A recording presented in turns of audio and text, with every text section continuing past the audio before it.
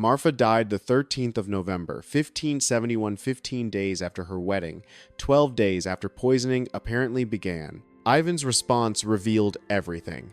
He didn't mourn or rage. He immediately launched witchcraft investigations against the Sobakina family, resulting in executions, confiscations, and the destruction of an entire clan.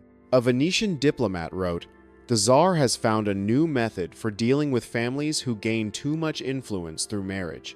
He marries their daughter, destroys her within weeks, then uses her death as justification for destroying the family. The marriage itself was the trap. The girl was dead the moment she was selected. Not every wife was killed. Some were disposed of through methods the church considered more acceptable methods that ended the marriage without ending the woman's life, at least physically. Maria Dolgorukaya was 19 when she married Ivan in 1573, selected through a notably smaller bride show, because by this point noble families understood what marriage to Ivan meant, and fewer were willing to offer daughters. The wedding proceeded with full ceremony lasting 3 days. Foreign ambassadors reported the bride was beautiful. The Tsar appeared satisfied. On the morning after the wedding night, Ivan ordered Maria drowned in the Moscow River. The execution was public. Maria was dragged from the Kremlin to the river by Oprichnina, who made no attempt to hide what they were doing. She was bound, weighted with stones, and thrown into water while crowds watched. The entire process from her emergence from the bridal chamber to her death took approximately 2 hours. The official explanation: Ivan had discovered Maria was not a virgin. She had deceived the bride show commissioners, and the punishment for this deception was death. But foreign observers present during the bride show reported that Maria had been examined extensively, more extensively than previous candidates, with multiple physicians confirming her status. If she hadn't been a virgin, examination would have detected it. Modern historians believe the accusation was false, that Ivan had decided to destroy Maria and the Dolgorukaya family before the wedding even took place, and the accusation of unchastity was simply justification he chose to use. Within days of Maria's death, Ivan launched investigations into the Dolgorukaya family, resulting in mass arrests, confiscations, and executions. The family was effectively destroyed, their lands seized, titles revoked, members scattered into exile, prison, or death. The message to other noble families was clear. Any daughter offered to the Tsar was a hostage, whose survival depended entirely on Ivan's whim. Anna Koltovskaya survived physically but was destroyed in every other way. At 20, she married Ivan in 1572 and lasted approximately 1 year. During that year, according to servant accounts, she learned to survive through absolute self-effacement, never spoke unless addressed, never expressed preferences or desires, never gave Ivan grounds for suspicion. She was the perfect example of the prepared wife, completely broken, completely compliant, completely empty. This wasn't enough. Ivan announced in 1573 that Anna was being sent to a convent for the good of her soul. The official explanation: she'd failed to bear children and her presence was therefore unnecessary. The unofficial explanation whispered in court: Ivan had grown bored with her absolute compliance. A wife who never resisted provided no satisfaction to a man who found pleasure in breaking resistance. Anna was transported to a convent outside Moscow and confined to a cell measuring approximately 8 feet by 8 feet. She was given the religious name Daria and forbidden to use her birth name or any title she'd held as Tsarina, forbidden to communicate with anyone outside except through supervised letters read by officials before delivery, forbidden to leave her cell except for required religious services. She remained in that cell for 42 years. Anna Koltovskaya died in 1626, aged approximately 67.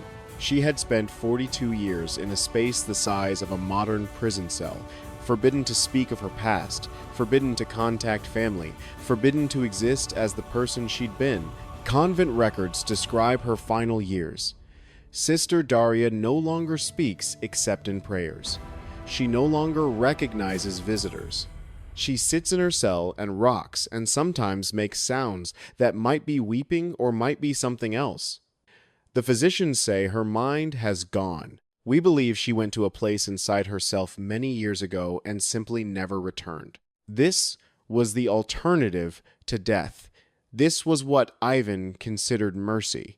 By the mid-1570s, Ivan's treatment of women had evolved from individual brutality into organized system extending far beyond his personal wives to encompass wives and daughters of any noble who attracted his attention. The oprichnina provided the mechanism black-robed enforcers operating outside normal legal restraints who could arrest anyone, confiscate anything, execute anyone, all in the Tsar's name without accountability. The January 1570 Novgorod massacre provides the most comprehensive evidence of what Ivan's system did to women on mass scale. Convinced the city was plotting to defect to Poland-Lithuania, Ivan descended with 1,500 oprichnina and over 5 weeks systematically destroyed the city and its population. Death toll estimates range from 20,000 to 60,000. What happened to Novgorod's women was documented by survivors,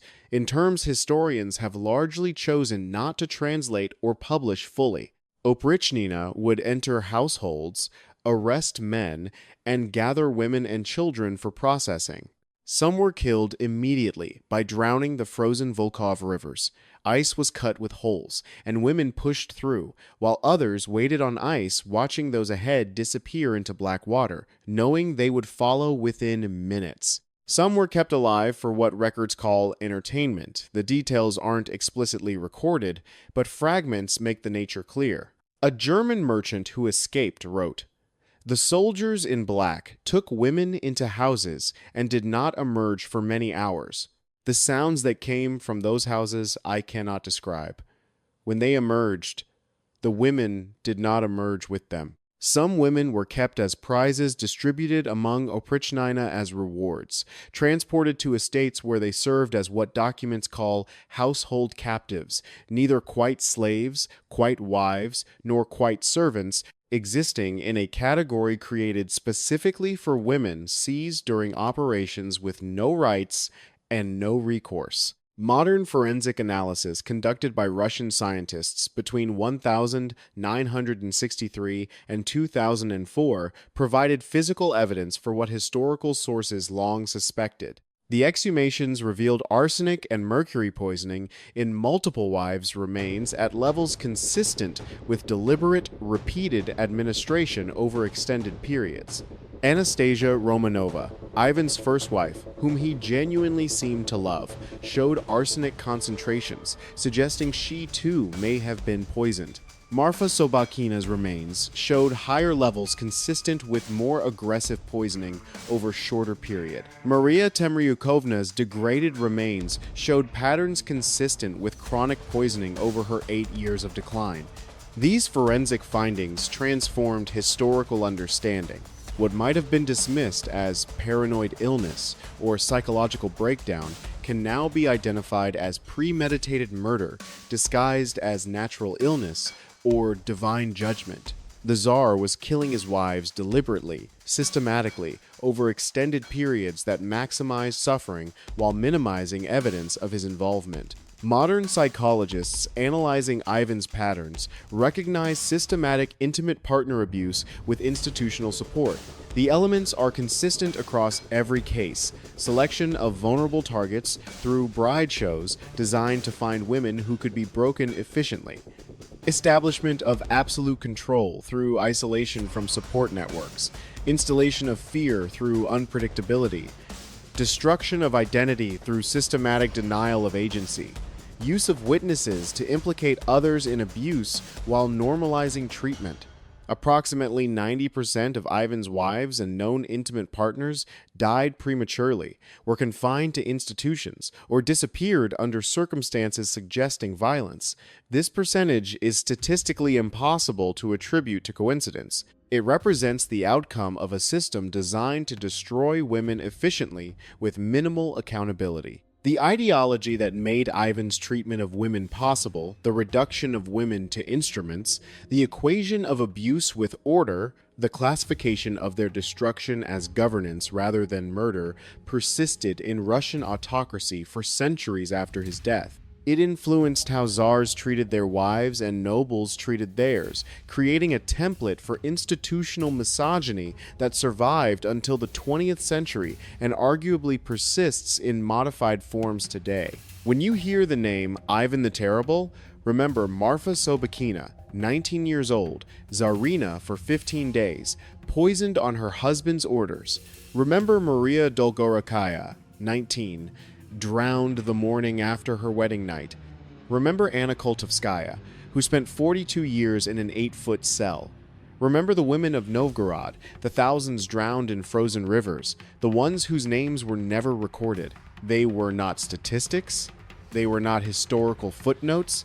They were human beings whose suffering was not madness but policy, whose destruction was not tragedy but governance, whose erasure from history was intentional because power always hides what it does to women. If this revelation about Ivan's systematic femicide shocked you, subscribe to Medieval Survival, because there are countless similar systems buried in locked archives across Europe. Drop a comment telling me which historical ruler's treatment of women you want exposed next. Share this with anyone who thinks they know about Ivan the Terrible, but has only heard about politics and conquests.